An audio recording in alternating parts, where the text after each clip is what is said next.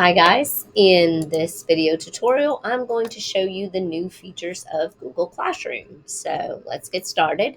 The first feature that I would like to show you is that this menu is now collapsible. So the way to collapse and expand that menu is simply to click on the three lines right next to the classroom icon. So that will condense and expand that menu. The second thing I want to show you is the two new tabs within Google Classroom. So you have a teaching tab, which is all of the classes that you are teaching, and then an enrolled tab, which is all of the classes you are enrolled in as a student. So those tabs can also be expanded and condensed. So the next thing that I want to show you is the new grading periods feature. So I'm going to pop on into this Google Classroom. I'm going to go to the settings menu, so the class settings menu. And of course, it has the class details and all of those things. But right down there, you're going to see grading periods.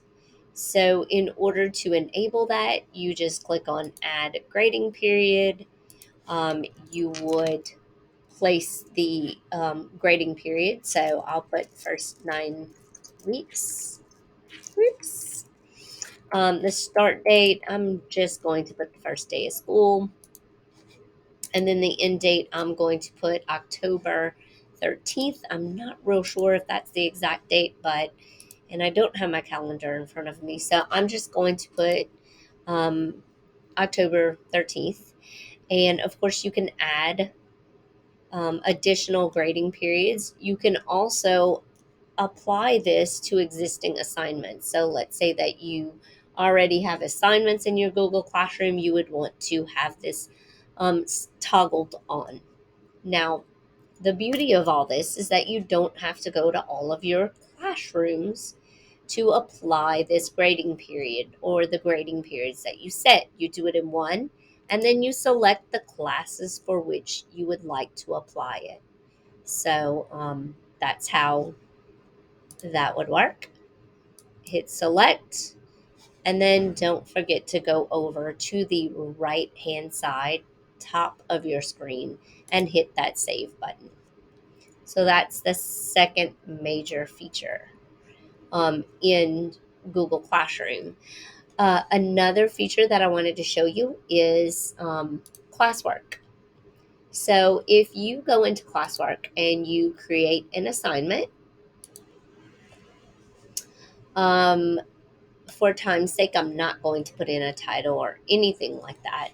But I want to show you that under due date, if you select a due date, so that's at, oh, let me not do this one. If I select a due date and time, what's going to happen is a box appears. But again, you have to select a date and time for that box to become available to you. And that box is for you to close submissions after that due date. So prior to this feature being added, students can turn work in late. This would close that submission, not allowing students to turn that work in late or submit that work late. So that's a new feature. This is new, but it was in place some of the time last year, and that's practice sets. Um, that is a whole nother tutorial um, in of itself, but just know that practice sets is there. If you have a chance, go and play with practice sets. Very easy to use. All you have to do is type in questions and then enter the correct answers and create those practice sets. You can import those as well.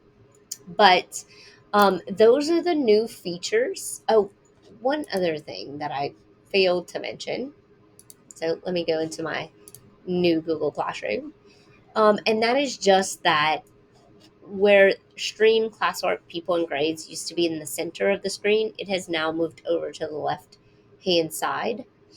And also, the settings wheel is now here on the right side. So settings for all of your classes remains here in the list, but the settings for that particular class are right here in the top right next to your Google Drive folder. So that's the class drive folder.